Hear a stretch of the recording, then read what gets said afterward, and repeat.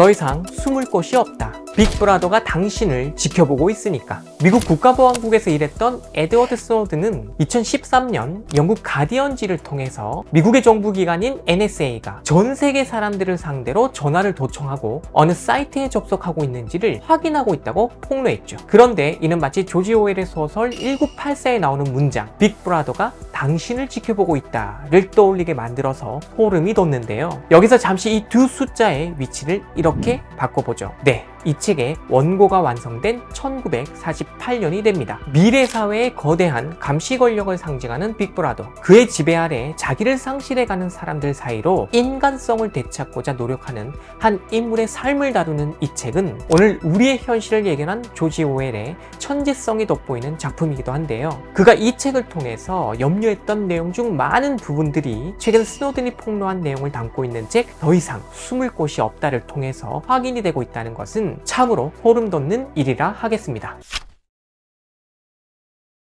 영국의 식민지였던 인도의 벵골주에서 1903년에 태어난 조지 오웰, 그의 아버지 리처드는 인도 아평국에서 근무하는 하급 공무원이었습니다. 따라서 오웰의 집안은 부유하지 못했고 영국으로 돌아가 시작된 그의 학창시절 또한 가난 때문에 힘겨웠다고 하는데요. 그가 8살이 되던 해 입학한 세인트 시프레언즈는 명문 학교였으나 등록금이 아버지 연금의 절반에 해당할 정도로 비쌌다고 합니다. 그래도 다행인 것은 어린 오웰이 공부를 잘해서 등록금을 면제받는 장학생으로 추천을 받았다는 점이에요. 어쨌든 이렇게 입학한 오웰은 기숙사에서 생활했는데 이 당시 그는 공부를 잘해야 학교를 계속 다닐 수 있다는 그 압박감 때문에 그만 야뇨증에 걸렸다고 합니다. 그래서 밤마다 침대에 쉬를 한다는 이유로 교장 선생님에게 불려가 체벌을 받았는데요. 이때 8살 어린아이를 상대로 선생님이 사용했던 그 매가 무엇인지 아십니까? 상하 손잡이가 달린 말채찍이었어요. 그 선생님은 8살 오웰의 목덜미를 잡아 엎어뜨리고 이 더러운 꼬마 녀석이라고 하면서 그 말소리에 맞춰서 아이를 때렸다고 합니다. 그러나 학교 내에 소수에 속했던 부잣집 아이들은 특별히 승마 레슨을 받았고 오전부터 비스킷을 먹는 특권을 누렸으며 어떤 경우에도 체벌을 받는 일은 없었다고 하는데요. 이런 차별 대우를 당하며 수치심을 느꼈을 어린 오웰. 나는 저주받았다. 나는 가난했고 나약했으며 못생겼고 인기도 없었다. 이 학교가 곧 나를 이렇게 만들었다. 아무도 놀아주지 않는 외톨이. 그래서 그는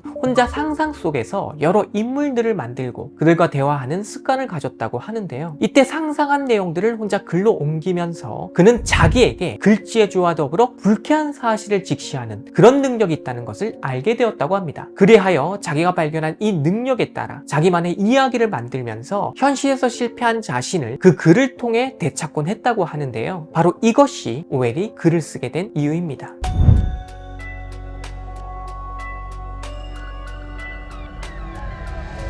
가난한 외톨이였지만 불쾌한 사실을 직시한 채 글을 쓰는 재능을 가졌던 조지 오웰. 여기서 그가 직시한 불쾌한 사실이란 학교라는 전체 공간을 위해서 가난한 학생 한 명쯤은 무시해도 좋다는 전체주의적 분위기였죠. 따라서 이런 잘못된 현실을 직시하면서 성장한 오웰의 글쓰기는 점차 권력을 비판하고 이를 풍자하는 정치적 성격을 보이게 되었는데요. 더군다나 그가 살았던 20세기 초는 2차 세계대전과 스페인 내전의 발발, 그리고 독일의 나치와 소련의 스탈린주의가 극성을 부리던 전체주의의 시대였습니다. 따라서 그는 이런 현실을 침몰하는 배에 비유한 적이 있는데요. 당신이 침몰하는 배 위에 있을 때 당신의 생각은 오직 침몰하는 배에 관한 것이 된다 라고 그는 말을 했었죠.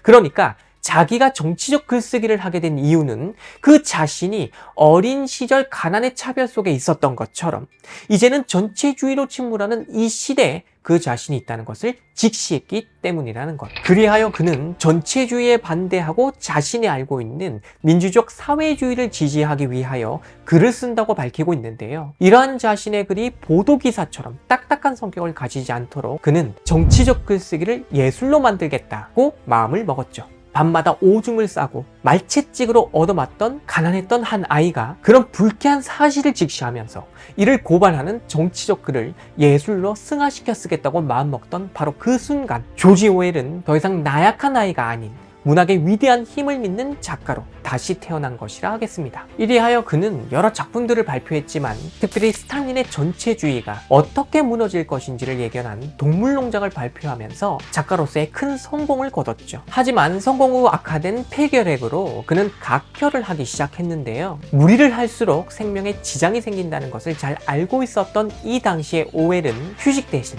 다시 한번 펜을 들었으니 이 시기 그가 피를 토하는 심정으로 쓰게 된 바로 그 책이 오늘 우리가 만나는 1984입니다. 한마디로 말해서 자기의 목숨을 바쳐서 쓴 책이 바로 1984라는 것이죠. 그렇다면 그는 과연 이 작품을 통해서 우리에게 무엇을 말하고자 했던 걸까요? 이제부터는 그 핵심 메시지에 대해 알아보도록 하겠습니다.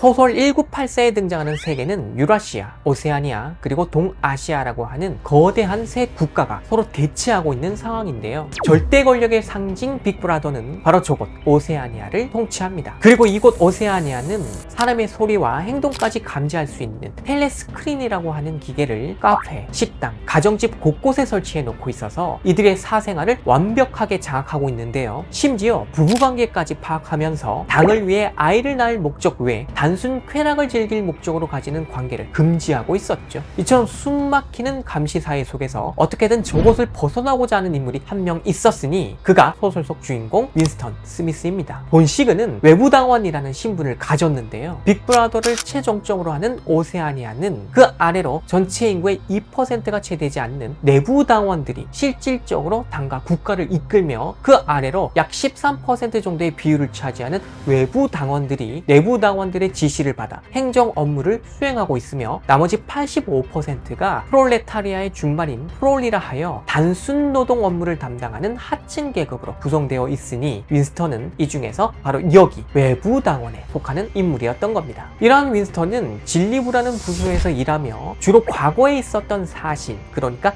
역사적 내용을 현재의 당이 원하는 방향에 맞춰서 왜곡하는 업무를 맡고 있는데요. 이러한 그의 업무는 당의 슬로건 중 하나인 과거를 지배하는 자는 미래를 지배한다, 현재를 지배하는 자는 과거를 지배한다에 잘 부합하는 그런 것이기도 했었습니다. 사람들의 기억, 사회가 남겨놓은 기록을 조작하는 사회, 그 속에서 살아가는 개인들은 자기가 누군지조차 제대로 파악할 수 없으며 현재의 당이 주입하는 사상만 따르는 그런 맹목적인 군중의 한 부분이 되고 말죠. 이처럼 자아를 상실해버린 감시사회 속에서 윈스턴은 자기를 되찾고자 남몰래 일기를 쓰기 시작했는데요. 이때 그가 일기장에 처음으로 쓴 내용이 1984년 4월 4일이었습니다. 하지만 곧바로 윈스턴은 올해가 1984년이 맞는지 확신하지 못해서 무력감에 빠져들죠. 세상 모든 정보를 독점한 당이 날조해버린 그런 정보만 얻어서 살고 있는 윈스턴에게 올해가 정확히 몇 년도인지 그걸 알아낼 방법은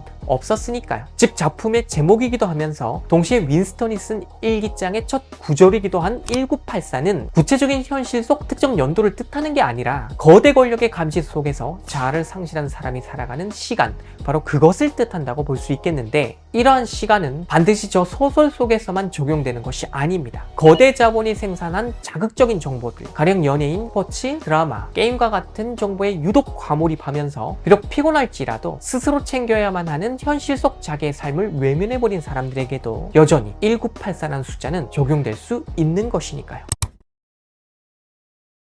본시 오웰의 작품 1984는 소련의 전체주의를 비판하고 있기에 그의 소설을 반공주의 소설로 소개한 사례가 많았습니다. 그러나 오웰은 그 자신이 사회주의자임을 밝혔으며 그가 비판했던 것 또한 사회주의 그 자체가 아니라 사회주의 이념을 제대로 지키지 않은 채 이 이름만 활용하는 변질되어 버린 전체주의에 대한 것이었죠. 그리고 여기서 그가 말하는 전체주의라는 것도 스탈린의 전체주의나 히틀러의 나치만을 뜻한 게 아닌 훨씬 넓은 개념이었습니다. 이와 관련하여 오웰은 자신의 에세이 문학과 전체주의를 통해서 그가 생각하는 전체주의를 정확하게 설명한 바 있죠. 전체주의는 가능한 한에서 당신을 외부 세계로부터 고립시키며 어떠한 비교 기준도 없는 인공의 우주 속으로 당신을 가두는 것이다. 그러니까 오웰은 개인의 사고를 지배하고 고립시키면서 그 사람의 고유한 감정마저 군중이라는 이름으로 가둬버리는 이 모든 행동 양상을 전체주의로 본 것입니다. 그리고 이러한 전체주의가 세계적으로 확산될 수 있는 위험에 대해 우리는 직시해야 한다고 주장했죠. 하지만 작품 속 오세아니아에서 살고 있는 프롤 계층의 사람들은 바로 저런 위험을 직시하지 못한 채 살아가고 있습니다. 심지어 이들은 사상 경찰들이 감시도 하지 않고요, 텔레스크린의 시스템 속에 두지도 않는데요. 왜냐하면 저들은 교육을 거의 받지 않아서 스스로 생각하고 지식을 분석할 수 있는 힘이 약했기 때문이에요. 게다가 먹고 살기가 빠듯한 생활 형편 때문에 당이 무엇을 하는지 관심을 가질 여유조차 없죠. 따라서 당에서는 저들에게 스포츠, 범죄, 점성술에 관한 기사를 실는 질 낮은 신문과 선정적인 소설 및 영화를 제작하여 비공식적으로 제공을 해주고 있었는데요. 이 모든 것들은 윈스턴이 속한 외부 당원들에게는 철저히 금지하는 것들이란 점에서 당의 이런 태도는 이중적이라고 할 수 있습니다. 그러니까 프롤들은 질 낮은 교육과 가난, 그리고 그 가난의 피로를 잊게 해줄 오락에 빠져 살도록 그렇게 하여 무지한 상태로 두면서 저들의 값싼 노동력만 활용하는 대신에 외부 당원에 속하는 윈스턴과 같은 인물들은 당의 행정 업무를 돕도록 지적인 사고를 어느 정도는 허용을 한다는 것, 그 대신에 저들의 지적인 사고가 당에 대한 비판으로 이어지지 못하도록 철저히 감시를 한다는 거죠. 그러므로 외부 당원과 달리 프롤들은 당이 조성한 그 요건 속에서 스스로가 무지해졌다는 것인데, 이런 일을 주도하는 당의 슬로건 중 하나가 무지는 힘입니다. 왜냐하면 특권층에 속하는 내부 당원들, 이들이 누리는 권력을 지탱시켜주는 힘이 바로 저 프롤들의 무지로부터 나오기 때문인 거죠. 그리고 여기서 우리는 다음과 같은 궁금증에 빠지게 됩니다. 현재 내가 살고 있는 삶의 방식을 저 소설에 대입해 볼 때 나는 프롤에 속하는가, 아니면 윈스턴처럼 의문을 품은 사람에 해당하는가?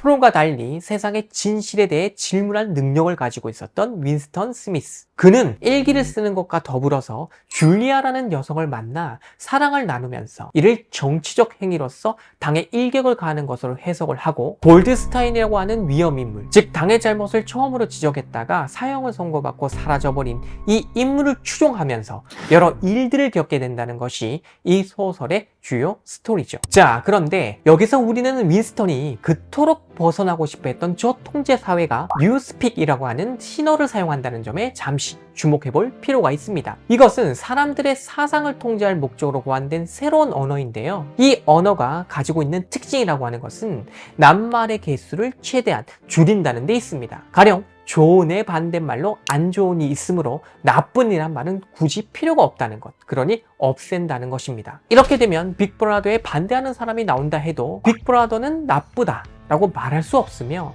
빅브라더는 안 좋다 정도로 말을 해야 하므로 세상을 보다 건전하게 할 수 있다는 거죠. 그리하여 신어사전을 편찬하고 있던 언어학자 사임은 언어가 완성될 때 혁명도 완성될 거라고 말을 하는데요. 이는 마치 나의 언어의 한계가 세계의 한계라고 했던 철학자 비트겐슈타인의 전기 철학을 떠올리게 만듭니다. 하지만 정작 비트겐슈타인은 이런 언어 철학이 가진 문제점을 그 스스로 간파하면서 나중에 이 입장을 버리고 후기 철학으로 돌아섰죠. 그러므로 언어를 통제하는 것이 곧 인간의 사고와 세계의 통제가 될 수 있다는 사임의 저 생각은 이미 비트겐슈타인에 의해 부정된 것이라고 볼 수 있겠는데요. 본시 인간이라고 하는 존재는 특이하게도 유한수의 규칙으로 무한수의 언어를 창출해내는 그런 언어 능력을 갖추고 있습니다. 이는 노암 촘스키라고 하는 역사 속에 실제했던 소설 속 인물이 아니고요, 세계적인 언어학자가 변형 생성 문법을 통해 설명한 것이기도 한데요. 어쨌든 여기서 중요한 것은 인간의 낱말수를 아무리 줄인다 해도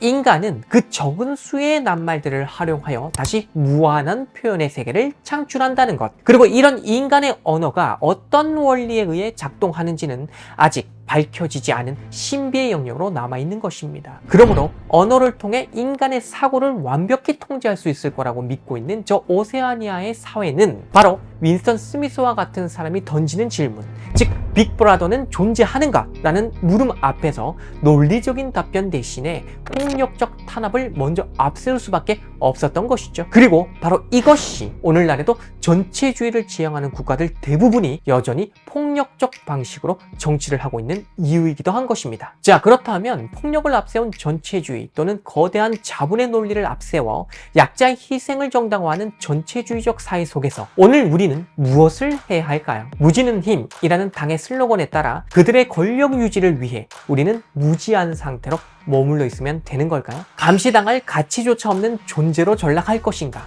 인간의 사고를 고립시키는 거대한 권력에 맞서 날카로운 질문을 던질 것인가? 어린 시절의 조지 오웰은 이와 비슷한 환경 속에서 과감하게 질문을 던지는 사람이 되기로 선택했고 죽기 직전까지 그 질문을 우리에게 던지고자 바로 이렇게 1984를 썼다고 하겠는데요. 이제 이런 오웰의 문학세계 앞에서 당신은 어떤 선택을 할지 답할 차례가 되었습니다.